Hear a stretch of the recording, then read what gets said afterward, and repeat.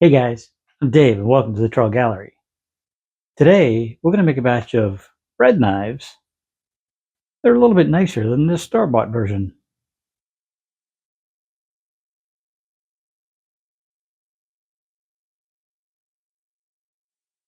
First of all, if you're a foodie and you think you're on my holiday list, stop the video and come back to it after the gift exchange.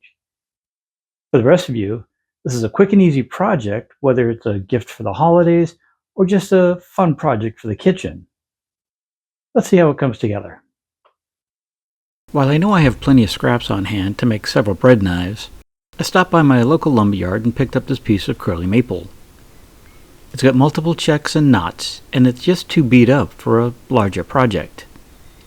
I think I can get all the blanks I need out of those first two cutoffs here, even with all those defects.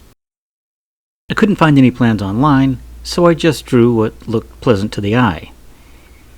The only important areas were the flats where the blades will attach. I made sure I had sufficient space to hold the screws for the blades that I purchased. The first step is to get the faces of my stock smooth and parallel. To start that, I used a bit of hot melt glue to secure two pieces to an MDF sled. I took several light passes until those first faces were clean and smooth. Once I had a flat face, I popped the boards off my sled and began to make the second face parallel with the first. Once I got both boards clean, it was time to take them down to their final thickness of 5/8 of an inch. Because figured wood can tear out easily, I took a lot of light passes. I'd run one face, flip the boards, and run the opposite face, and continue until I get down to 11/16. By taking off the same amount of material from each face, the internal stresses should stay even. For the last few passes, I switched the planer to its finishing speed to give me a smoother finish once I got down to 5/8 of an inch. I was pleased that there was no tear out during this process. I used my straight edge jig to give me one square edge on each board.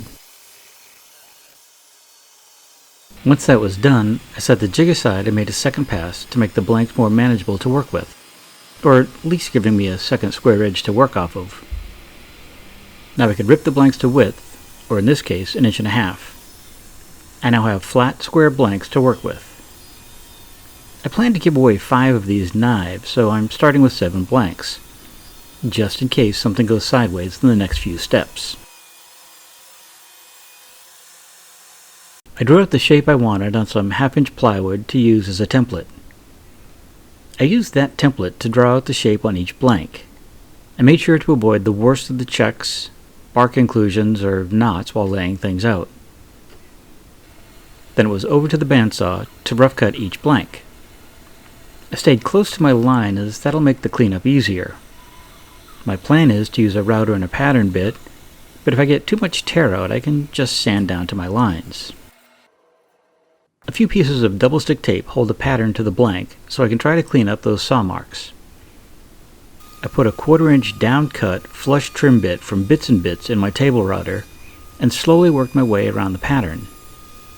Between the spiral bit and their astral coating, this bit did a great job on this curly maple. I did lose one handle to tear out in the process, but the others all came out great with no burning. This bit was worth every penny I spent on it.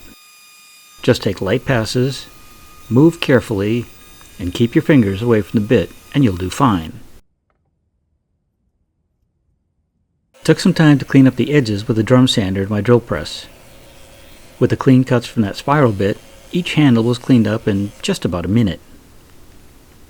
Back at the table router, I replaced the flush trim bit with a 1/4 inch roundover and set the height for the first pass. Again with this figured wood, I wanted to take 2 light passes rather than force one heavy cut. There are 2 flats where I'll attach the blade later, and I made sure to keep those sections square. Once I made a pass on all my blanks, I raised the bit to get a full 1/4 round and made a second pass. Since this is a standard roundover without any fancy coating, I got a little burning here and there, but I'll clean that up with a bit of sanding. But that'll wait till tomorrow. A rainstorm came in and was blowing in on my work table. Oh, the joys of an outdoor workshop. I started with some 120 grit paper on my random orbit sander to clean up any machine marks and burns. I spent around 3 or 4 minutes per handle with the palm sander. For those of you who've been following the channel, just know that my thumb and wrist may be healed from the surgery a few months ago, but they still get tired and sore pretty quickly.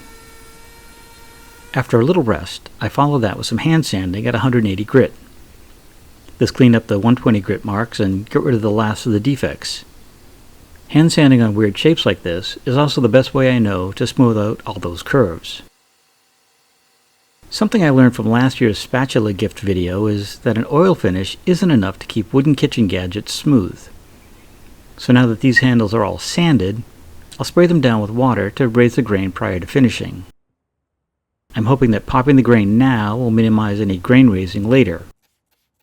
I let that dry overnight and gave them another hand sanding, this time with 220 grit, to remove that raised grain. And now it's time for the magic. That first coat of mineral oil really makes that curly maple grain pop.